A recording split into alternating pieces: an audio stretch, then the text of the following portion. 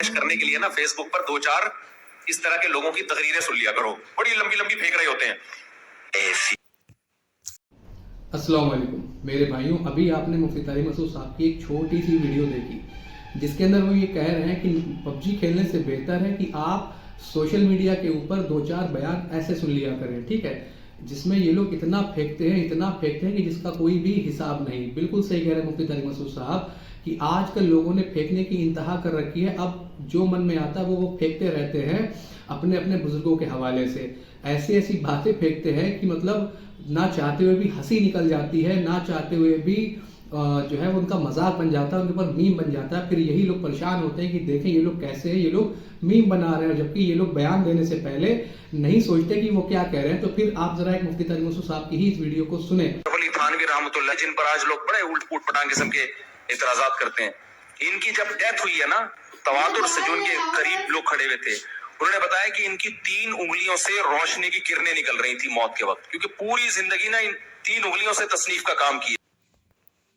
تو آپ نے مفتی طارق مسعود صاحب کی اس ویڈیو کو سنا جس کے اندر وہ کہہ رہے ہیں کہ آج کل لوگ بڑا مذاق اڑاتے ہیں اشرف علی تھانوی صاحب کا، جبکہ کہتے ہیں کہ یہ بات تواتر سے بیان ہوئی کہ جب ان کی ڈیتھ بالکل قریب تھی تو ان کی 3 انگلیوں سے روشنی نکلنے لگی، کیونکہ انہوں نے ان 3 انگلیوں سے تصنیف کا کام بہت زیادہ کیا تھا، یعنی لکھنے کا کام بہت زیادہ کیا تھا، اس لیے ان کی انگلیوں سے روشنی نکلنے لگی، ٹارچ لگی ان کی انگلیوں میں۔ اور یہی مفتی طارق مسعود صاحب ویڈیو کے شروع میں کہتے ہیں کہ آپ جو ہے یوٹیوب پر سوشل میڈیا پر بیان سن لیا کریں، یہ لوگ بہت پھینکتے ہیں۔ اب مفتی طارق مسعود صاحب خود اتنا پھینک رہے ہیں کہ جس کا کوئی حساب نہیں۔ مفتی طارق مسعود صاحب نے اپنے ایک بزرگ کی کرامت کو بیان کیا تو وہ کرامت بالکل ویلڈ ہے، بالکل جائز ہے، اور پھر وہی جب بریلوی اپنے بزرگوں کی کرامت بیان کرتے ہیں تو پھر وہ فیک ہو جاتی ہے، وہ فرضی ہو جاتی ہے، اس پر مفتی طارق مسعود صاحب یوں لپیٹنے کے اشارے بھی کرتے ہیں۔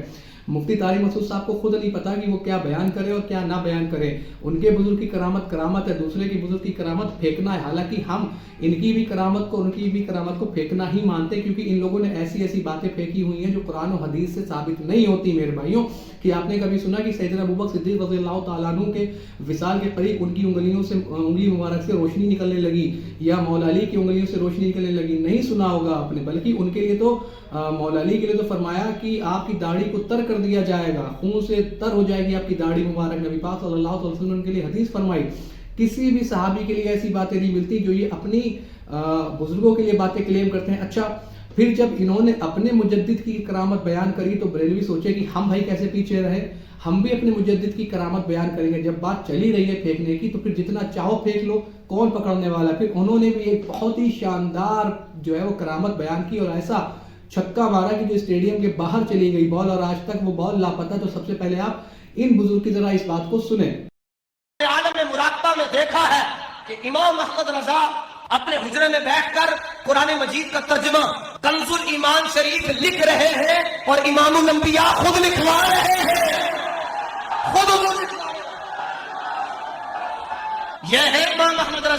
آپ نے اس بات کو سنا کہ جس کے اندر وہ کہہ رہے ہیں کہ اعلیٰ حضرت صاحب جب کمرے میں بیٹھ کر قرآن کا ترجمہ کنز الایمان لکھ رہے تھے تو کہتے ہیں کہ نبی پاک صلی اللہ علیہ وسلم نے پاس بیٹھ کر آپ سے وہ ترجمہ قرآن پاک کا لکھوایا۔ سمجھے آپ کہ اعلیٰ حضرت صاحب جو تھے وہ قرآن کا ترجمہ کر رہے تھے کنز الایمان کی شکل میں، تو نبی پاک صلی اللہ علیہ وسلم آپ کے پاس بیٹھے تھے اور آپ سے انہوں نے اس ترجمے کو لکھوایا۔ میرے بھائیوں، انتہا کر دی جھوٹ کی، مطلب مفتی طارق مسعود صاحب کو انہوں نے کوسوں پیچھے چھوڑ دیا پھینکنے کے معاملے میں۔ میرے بھائیوں، مسلم شریف کی حدیث ہے کہ نبی پاک صلی اللہ علیہ وسلم ارشاد فرماتے ہیں، مولا علی اس حدیث کے راوی ہیں، کہ جس نے میری طرف جھوٹ منسوب کیا اس کا ٹھکانہ جہنم ہے۔ تو میرے بھائیوں، یہ کلیئر کٹ جھوٹ ہے نبی پاک صلی اللہ علیہ وسلم کی طرف کی انہوں نے اعلیٰ حضرت صاحب کے پاس بیٹھ کر قرآن کا ترجمہ جو ہے انہیں لکھوایا۔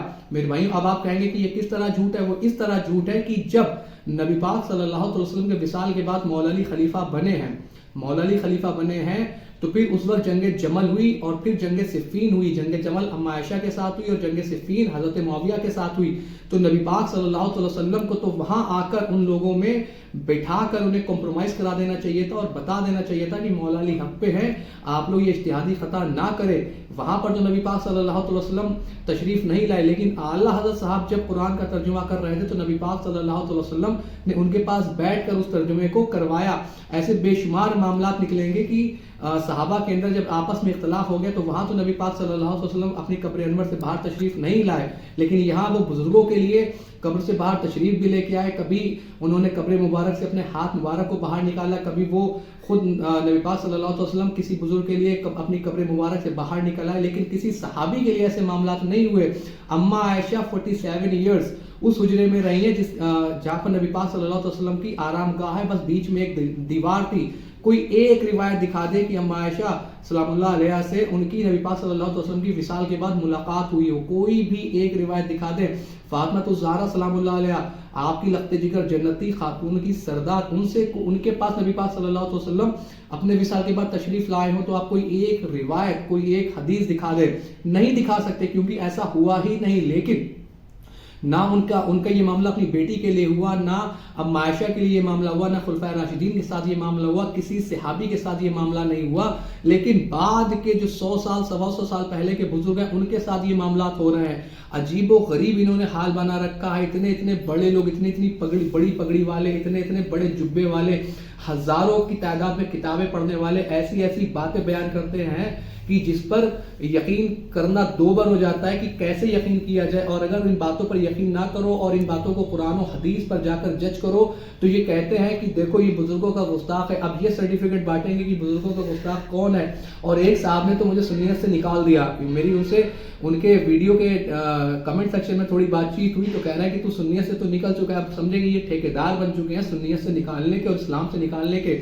نہ جانے ان کے پاس کون سا فرشتہ آتا ہے بتانے کی فلاں شخص جو ہے وہ مسلمان ہے، فلاں شخص مسلمان نہیں ہے، فلاں شخص سنی ہے، فلاں شخص سنی نہیں ہے، فلاں شخص بریلوی ہے، فلاں شخص بریلوی نہیں ہے. الحمدللہ ہم مسلمان ہیں اور ہمیں بڑا فخر محسوس ہوتا ہے اپنے آپ کو مسلمان کہلانے پہ، نہ کہ کسی فرقے سے اپنے آپ کو منسوب کرنے سے. کیونکہ قرآن کے اندر اللہ رب العالمین نے فرقوں کو لعنت بتائی اور ان کی لوگوں کی 2 نمبری یہ ہے کہ یہ خود کو تو مسلک بتاتے ہیں اور باقی ساروں کو فرقے بتاتے ہیں. چاہے وہ دیوبندی ہوں وہ خود کو مسلک بتائیں گے، بریلوی اور اہل حدیث اور دیگر فرقوں کو فرقے بتائیں گے. اسی طرح بریلوی اور اہل حدیث خود کو مسلک بتاتے ہیں اور باقی سب کو فرقے بتاتے ہیں. میرے بھائیوں ان سب کی مت بھنگ ہو چکی ہے. اب یہ چاہتے ہیں کہ ان سے کوئی سوال نہ کرے، جو یہ کہیں وہ مان لیں آنکھیں بند کر کے. وہ دور گئے کہ جب لوگ آپ کی باتیں آنکھیں بند کر کے مان لیتے تھے. اب لوگ انٹلیکچوئل ہو چکے ہیں، ان کے پاس شعور ہے، ان کے پاس عقل ہے، وہ قرآن و حدیث کو خود پڑھتے ہیں. پھر آپ سے آ کے جب وہ سوال کرتے ہیں کہ آپ بزرگ کے بارے میں تو یہ باتیں کلیم کر رہے ہیں لیکن قرآن اور حدیث کے اندر تو ایسی کوئی بات بھی موجود نہیں ہے، تو پھر ان کے پاس جب جواب نہیں بنتا تو پھر یہ اسے ذلیل کرتے ہیں اور اپنے یہاں سے بھگانے کی کوشش کرتے ہیں.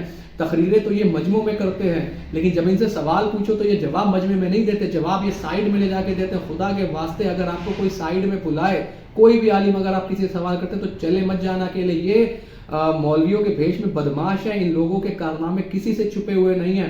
میرے بھائیوں چاہے وہ دیوبندی ہو، چاہے وہ بریلوی ہو، چاہے وہ اہل حدیث ہو، چاہے وہ صوفی ہو، کوئی بھی ہو جو اس طریقے کی باتیں اپنے بزرگوں کے اپنے بڑوں کے حوالے سے کرتا ہے وہ سرحداً جھوٹ ہے. وہ قرآن و حدیث سے اس کا کوئی بھی حوالہ پیش نہیں کر سکتا، تا قیامت تک نہیں کر سکتا. چاہے وہ تھانوی صاحب کی انگلیوں سے روشنی نکلنے والی بات ہو وہ بھی فرضی ہے، چاہے وہ اعلیٰ حضرت کا ترجمہ کنز الایمان ہو اور نبی پاک صلی اللہ علیہ وسلم کا پاس بٹھا کر اس کا ترجمہ کروانا ہو، یہ دونوں ہی باتیں فرضی ہیں. اس کا سچائی سے دور تک کوئی بھی لینا دینا نہیں ہے. امید ہے کہ بات آپ کے سمجھ آئی ہوگی. الا البلاغ.